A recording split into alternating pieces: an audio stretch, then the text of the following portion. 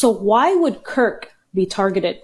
Well, Turning Points USA, the organization Kirk leads, wasn't just another conservative nonprofit. It was one of Israel's most powerful assets in America. It shaped millions of young conservatives into loyal Christian Zionists. Without it, Israel's U.S. lifeline would completely collapse. Now, according to the Gray Zone, pro-Israel billionaires tried to buy off Turning Points with a $150 million infusion. But Kirk pushed back.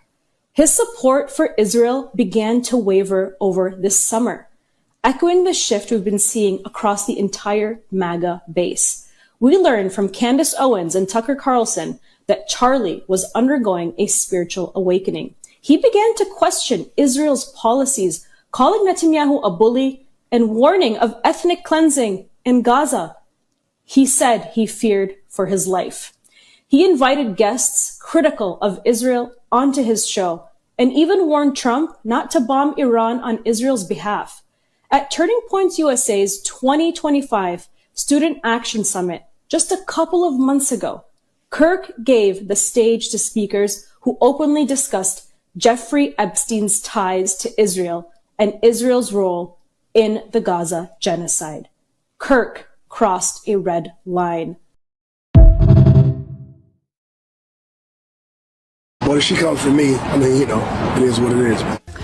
It is what it is. There's beef in these streets, okay? And you better be scared because maybe I am coming for you. I might drop a whole mixtape too. I think it is a form of flattery. Obviously, I'm friends with Ye. My motherfucking nigga. And they do use a lot of metaphors, so I'm not offended by this.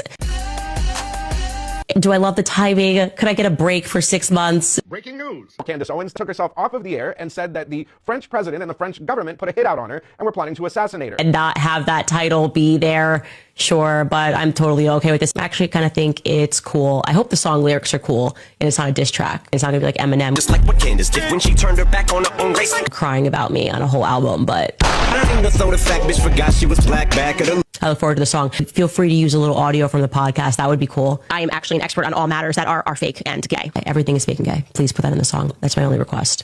By the way, we've now learned that the hundreds of millions of dollars that was rejected by Charlie Kirk has now been secured by his successors.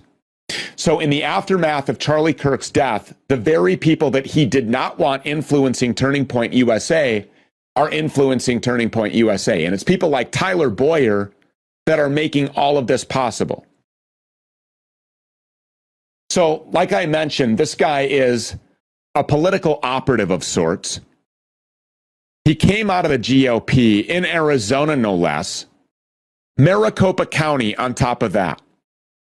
One of, if not the most politically corrupt and disgusting jurisdictions in all of the country. This was the launching pad for the full frontal assault on America's electoral system in its most aggressive form. And that's where this guy was plugged in. Tyler Boyer, the chief operating officer at TPUSA, who secures all of the Jewish donors that Charlie Kirk was refusing to align with.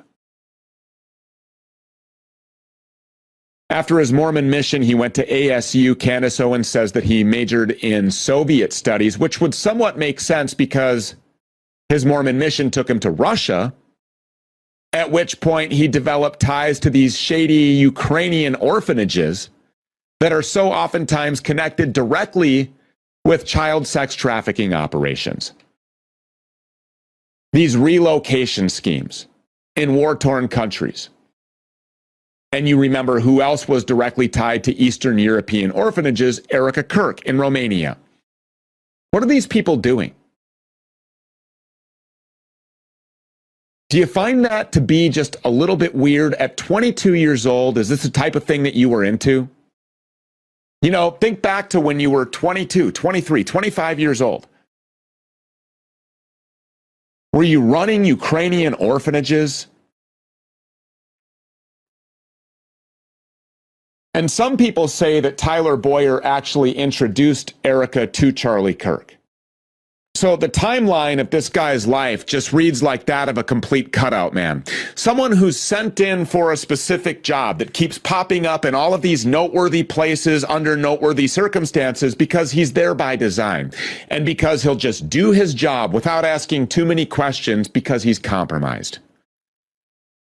An auditor named Brian Ferentz went through all of TPUSA's tax documents and found that in just 2023, a large life insurance policy was taken out on Charlie Kirk. GGLF LLC paid for a split dollar life insurance policy for the president/CEO of Turning Point USA, aka Charlie Kirk. Annual premiums for this policy are massive, meaning that the death benefit for someone who is 31 years old and a non-smoker would be between $20 and $50 million. GGLF 2023 LLC is also owned by Charlie Kirk. So why would he have one business paying one of his other businesses for his own life insurance policy? Because it's a common tax strategy for high net worth individuals that comes with massive write-offs and deductions, making sure that the beneficiary would not have to pay a massive estate tax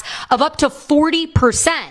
If you think that you have to give a life insurance policy to your spouse, you don't. This is like a common thing you see in like in these horror stories of, I don't know, like these corporations or criminal organizations where they take out life insurance policies on people who work for them.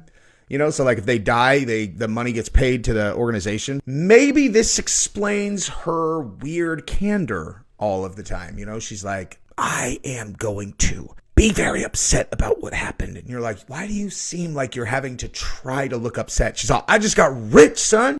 Turning Point USA is doing everything in their power to try to discredit Candace Owens, and they just keep failing. The most recent one is they say, you know what? We're going to talk about every single claim that Candace has made regarding the Charlie Kirk assassination. We're going to do it on air. We'll even invite Candace in. She can come in and talk about it with us. Candace says, okay. Let's do it. We'll do it right now. How about that? We'll stream it right now. And what do they reply? They don't actually communicate with her. They wait till midnight and then they post, hey, we picked a day and a time. It's right here. So they pick this day, they pick this time without even asking her if that works. It just so happens to be the exact same time that her typical daily show starts. So she wakes up this morning going, What happened? I didn't even say I would do this, because they want her to say no. They want her to say, oh no, I'm not coming on the show. So she says, no, I won't come on the show live. I don't care. Let's do it. Let's do it right now. I'll come in person, whatever. But isn't it kind of fishy that you think it sounds like a assassination attempt on me? Speaking to Candace? It's crazy what they're trying to do to try to make her seem like the bad guy, when all she's done is bring receipts and bring proof and actually investigate the murder of Charlie Kirk. And they sit back and rake in the profits. So, no, I don't stand with Turning Point USA. They're corrupt, they're evil, they're lying. I don't stand with them. Every single person should be under investigation by the FBI for the murder of Charlie Kirk. And Candace is the one proving that, and they don't like it. So as if this Erica Kirk saga couldn't get any stranger, the former Miss Arizona 2012 is probably waking up to a firestorm this morning, and it's not courtesy of Candace Owens.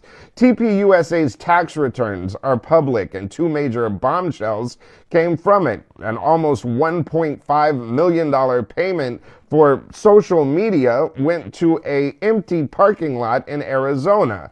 And also, reports are surfacing that there was a $20 to $30 million life insurance policy taken out on Charlie Kirk. And what makes even more unsettling news is now a resurfaced clip from Erica's Megyn Kelly interview, where she claims in it the now famous billionaire donor meeting, that same meeting where Charlie was allegedly offered $150 million and a trip to Israel. Bibi himself was on the phone and asked Charlie in one of his first questions, what would TPUSA do if something happened to you? Now, in hindsight, that question sounds less like strategy and more like a warning. It also lines up disturbingly with what Candace Owens said, that Charlie told someone right before he died, I think I'm going to be killed. What's even stranger is Erica's claim that Charlie, a man known for saying that women should stay at home and raise the family, allegedly responded Erica would do a great job running it. And now she's the CEO of the largest youth political street team machine in America. Mix that up with Erica's background as a reality TV personality and beauty queen, her long-standing ties to Donald Trump, her mother's connections to Homeland Security, her father being knighted by the King of Sweden, and online chatter about her Romania Angels nonprofit and child trafficking allegations, and this is just getting crazy. Add in the fact that Charlie was assassinated shortly after he began questioning a foreign country's influence in U.S. politics, and the timeline becomes impossible to ignore. Story developing.